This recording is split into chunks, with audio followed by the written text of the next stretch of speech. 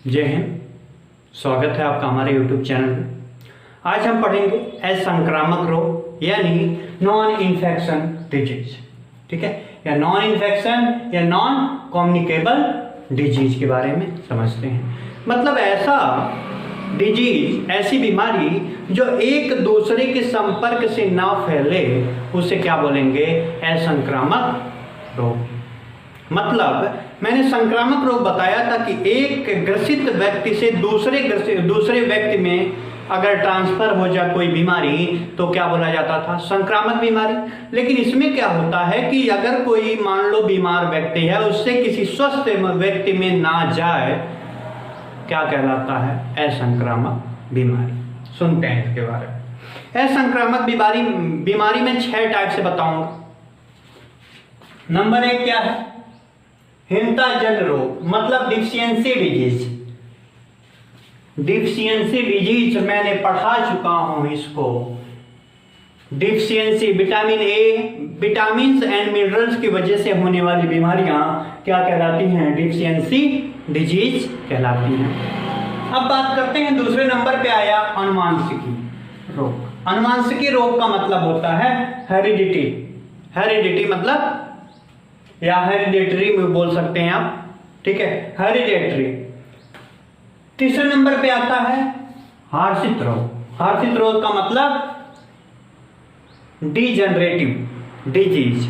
Degenerative disease. Number 4 पे आ गया क्या? एलर्जी। एलर्जी। नंबर 5 पे क्या है? मैंने नंबर 5 को रखा है कैंसर। नंबर 6 में रख दिया प्रदूषण जनित रोग यानी पॉल्यूशन कैजेट डिजीज। मतलब एक एक के बारे में डिटेल से समझते हैं, सुनिएगा। सबसे पहले मैंने बोला कि डिफिशियंसी डिजीज। डिफिशियंसी डिजीज का मतलब मैंने साफ साफ आप लोगों को पिछली वीडियो में कहीं बता चुका हूं कि विटामिन वाले चैप्टर में बताया हूं कि विटामिन जो होती हैं, विटामिन की कमी से कौन सा रोग होता है, मैंने बताया था आप लोगों को, ठीक है। तो मैं इसको यहां पे नहीं बताऊंगा, ठीक है। मैं बात करूंगा अनुवांशिक रोग। यानी अनुवांशिकी का मतलब क्या है? जो हमें जन्म से मिला हो, हमारे अनुवांशिकी के द्वारा होता हो, जो हमारे अनुवांशिकी के द्वारा होता हो, उस बीमारी को क्या बोलेंगे? अनुवांशिक रोग या अनुवांशिक बीमारी। चलते हैं इसके बारे में समझते हैं। सुनो, हेरिडेटरी मतलब अनुवांशिक रोग में सबसे पहले नंबर 1 आता है एल्ब्यूमिन। एल्ब्यूमिन का मतलब होता है रंजकहीनता। रंजकहीनता का मतलब हम लोग डिटेल से समझते हैं। रंजकहीनता का मतलब ये होता है, देखो भैया, इसका साफ साफ आंसर ये होगा कि जो हमारी त्वचा है, हमारी आंख की पुतलियां और हमारा जो बाल का कलर होता है, वो किसकी वजह से होता है? अगर इसमें कोई डिफेक्ट आ गया तो उसी को क्या बोलते हैं? रंजकहीनता। समझ में आ गया? सपोज दैट मैंने क्या बोला कि हमारा हेयर कैसा? अभी ब्लैक है, ये हेयर ब्लैक है। अगर यही कलर अभी व्हाइट हो जाता तो किसकी वजह से हो रहा है? उसको बीमारी का नाम क्या ले दिया जाता है? रंजकहीनता, ठीक है। इस बीमारी में क्या लक्षण दिखाई देते हैं? सबसे पहले बाल का व्हाइट हो जाना। दूसरी चीज, जो उनकी त्वचा होती है ना, त्वचा, उसमें भी कुछ डिफेक्टेड हो जाते हैं। तीसरी चीज, आंखों की जो पुतलियां होती हैं वो रेड कलर या कुछ, हाँ, रेड कलर देने लगती हैं। जो पुतलियां आंख की, ये पुतलियां कौन सा कलर हो जाती हैं? Red colour. तो उसको क्या बोला जाता है? रंजकहीनता। समझ में आ गया? इस बीमारी का नाम रंजकहीनता। ये बीमारी जन्मजात रोग से होने वाली बीमारियां, ठीक है। सुनो भाई, क्या होता है? देखो, टायरोसिनेज एक एंजाइम होता है। टायरोसिनेज एक एंजाइम होता है हमारे बॉडी में, जो डोमिनेंट जीन के साथ मिलकर मेलानिन पिगमेंट बनाता है। अगर मेलानिन पिगमेंट ना बने तो त्वचा, आंख की पुतली और बालों का कलर चेंज हो जाएगा। सीधी सी बात है।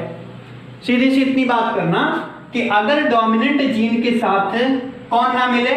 टायरोसिनेज एंजाइम ना मिले तो मेलानिन पिगमेंट नहीं बनेगा, और जब मेलानिन पिगमेंट नहीं बनेगा तो त्वचा और बाल का कलर और आंख की पुतलियों में कोई ना कोई डिफेक्ट देखने को मिलेगा। जब ऐसी डिफेक्ट देखने को मिलेगा तो उसका नाम क्या कह दिया जाता है? एल्बुमिनेज। एल्बुमिनेज जो रंजकहीनता कहलाता है। ठीक है, नहीं समझ में आया? दोबारा सुनो। टायरोसिनेज एंजाइम का काम क्या होता है? त्वचा, आंख की पुतलियां और बालों के कलर को सही रखना। अगर इसी में डोमिनेंट जीन ना आए, अगर डोमिनेंट जीन आया तो क्या करता है? मेलानिन पिगमेंट बनाता है। यही पिगमेंट इन सबको कंट्रोल में करता है। समझ में आ गया? इसी पिगमेंट की वजह से हमारा बाल का कलर ब्लैक होता है। अगर व्हाइट होने लगे इसी एज में तो इसका मतलब मेलानिन पिगमेंट हमारे बॉडी में कम हो गया है। ठीक है, कैसे कम होता है? कभी कभी बच्चों में आप देखे होंगे, किसी बच्चे में क्या होता है कि उनके अंदर डोमिनेंट जीन नहीं होता है। ठीक है, प्रभावी नहीं जीन आती है, उनमें अप्रभावी जीन होने लगता है, जिसकी वजह से मेलानिन पिगमेंट नहीं बनता है। अब जब मेलानिन पिगमेंट नहीं बनेगा तो हेयर का कलर तो चेंज होगा भाई, त्वचा का कलर भी तो डिफेक्ट होगा, आंख की पुतलियों का कलर भी चेंज होगा। समझ में आ गया? रंजकहीनता के बारे में समझें। रंजकहीनता के बारे में देख लीजिए एक बार, आगे बढ़ता। देखो, एल्केप्टोनूरिया के बारे में समझते हैं। एल्केप्टोनूरिया क्या है? एक प्रकार का जन्मजात रोग है जो एंजाइम की कमी की वजह से होता है। ठीक है, एंजाइम की कमी की वजह से होता है। सुनो, मान लो किसी के बॉडी में कोई एंजाइम है जो क्या बनाता है? होमोजेनेटेसिस एसिड बनाता है, और वो अमीनो एसिड, एक प्रकार का अमीनो एसिड है। होमोजेनेटेसिस एसिड एक प्रकार का अमीनो एसिड है। अगर ये अमीनो एसिड हमारे बॉडी में कम होने लगे, अगर ये अमीनो एसिड हमारे बॉडी में ज्यादा होने लगे, किसकी वजह से ज्यादा होगा? किसकी वजह से ज्यादा होगा? जब एंजाइम हमारे बॉडी में कम होंगे। जब एंजाइम कम होगा तो ये एसिड बढ़ जाएगा।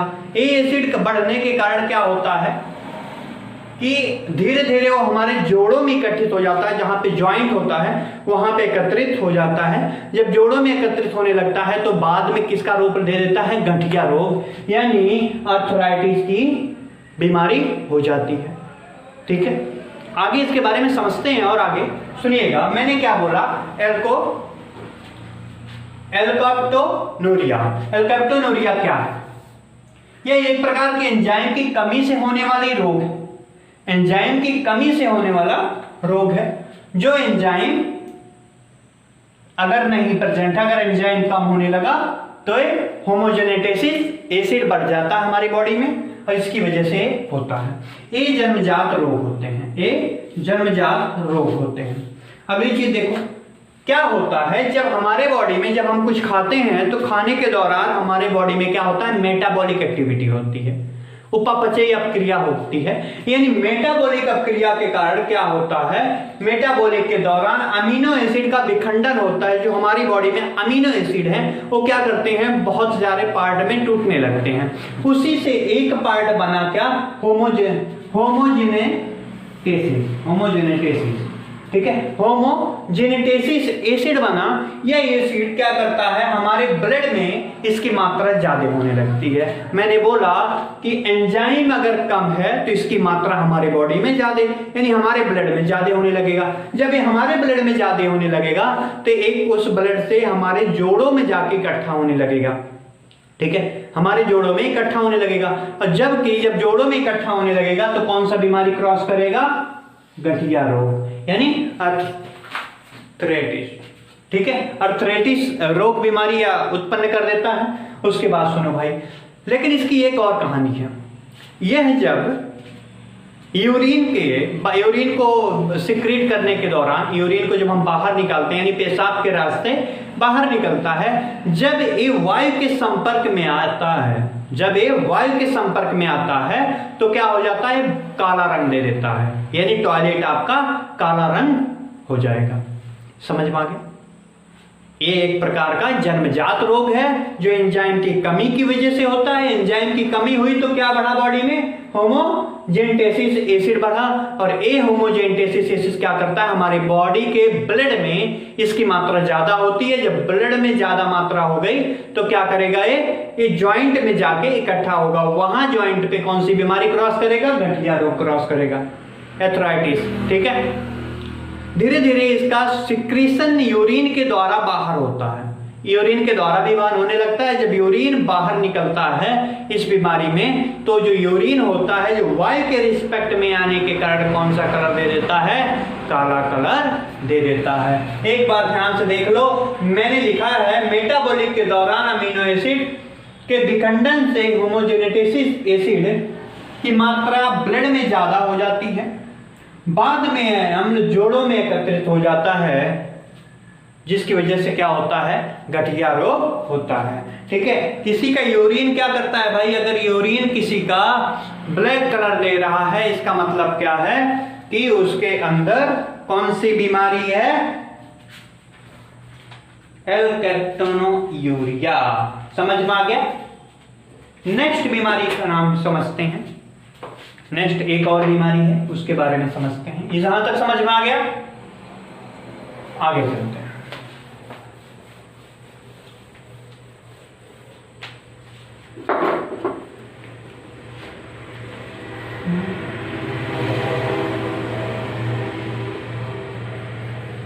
सिकल सेल एनीमिया यानी हाशियाकार रुधिर एनीमिया। हाशियाकार रुधिर एनीमिया, सुनो भाई, हाशियाकार रुधिराण होगा ना सर? हाँ, रुधिर, हाँ,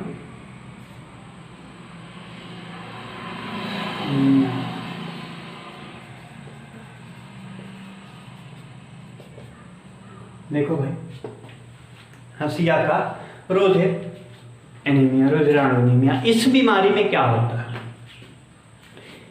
यह जो बीमारी है ये हमारे आरबीसी से रिलेटेड है। किससे है? आरबीसी से। आरबीसी से संबंधित यह बीमारी है। देखो भैया, आपको मैंने एक जब सेल वाले टॉपिक में पढ़ाया था तो मैंने बताया था कि जो आरबीसी होता है वो कैसा होता है? गोल होता है। यही पढ़ाया था। जब किसी को सिकल सेल एनीमिया होता है तो जो आरबीसी है वो अपना कौन सा आकार दे देता है? या ऐसे होगा, धीरे धीरे बाद में किस आकार का हो जाएगा? ये हंसिए के आकार का हो जाएगा। जब ये हंसिए का आकार का हो गया, हंसिए का आकार का होगा, हंसिए का आकार का होने की वजह से क्या होगा? इसके अंदर हीमोग्लोबिन कम हो, और जब हीमोग्लोबिन कम होने लगेगा यानी हीमोग्लोबिन डिफेक्ट होती है, इसकी जीन जो हीमोग्लोबिन की जीन होती है उसकी कमी के कारण ही होता है। उसमें अगर कोई डिफेक्ट हो गया तो ही होता है बीमारी। किसकी वजह से? हीमोग्लोबिन में अगर कोई डिफेक्ट आई उसकी वजह से होता है। देखो, कहा तो जाता है आरबीसी में, लेकिन आरबीसी में क्या प्रेजेंट होता है? हीमोग्लोबिन है ना भाई। ठीक है, तो हीमोग्लोबिन का काम क्या था? हीमोग्लोबिन का काम क्या था भैया? ऑक्सीजन को और कार्बन डाइऑक्साइड को आदान प्रदान करना। लेकिन जब आपके आरबीसी का आकार ही नहीं सही है, उसमें हीमोग्लोबिन ही नहीं प्रेजेंट होगा, तो क्या आप सांस ले पाओगे? सांस नहीं ले पाओगे। यानी जो भी सिकल सेल एनीमिया वाले पेशेंट होते हैं उनमें सबसे अधिक प्रॉब्लम क्या होती है? उनके ब्लड में ऑक्सीजन की ट्रांसफर नहीं हो पाना। ऑक्सीजन जब ट्रांसफर नहीं होगा तो क्या होगा? ऐसे पेशेंट की क्या हो जाती है? डेथ हो जाती है। आपको याद रखना, आरबीसी से संबंधित है या रिलेटेड है, आरबीसी से रिलेटेड है। क्यों? क्योंकि आरबीसी का जो मैंने शेप बताया था वो कैसे होता है? राउंड होता है यानी गोल होता है। जब ये हाशिए के आकार का आ गया यानी सिक्कल सेल की तरह आ गया, सिक्कल की तरह आ गया, तो क्या कहलाएगा? Sickle cell anaemia. यानी आपके ब्लड से पता चल सकता है कि आपको एनीमिया है, सॉरी सिक्कल सेल एनीमिया है या नहीं है, क्योंकि जो आपकी आरबीसी है वो कौन सा शेप दे रही है भाई? सिक्कल। ठीक है, अगर ऐसी किसी का सिक्कल सेल एनीमिया, अगर ऐसे किसी का आरबीसी है तो इसका मतलब क्या है? सिक्कल सेल एनीमिया है। समझ में आ गया? अगर किसी का आरबीसी सिक्कल सेल में है तो क्या है वो? सिक्कल सेल एनीमिया है। समझ में आया? ठीक है, आज मैं यहीं तक रोकना चाहता हूं। थैंक यू क्लास, मिलते हैं नेक्स्ट लेक्चर में।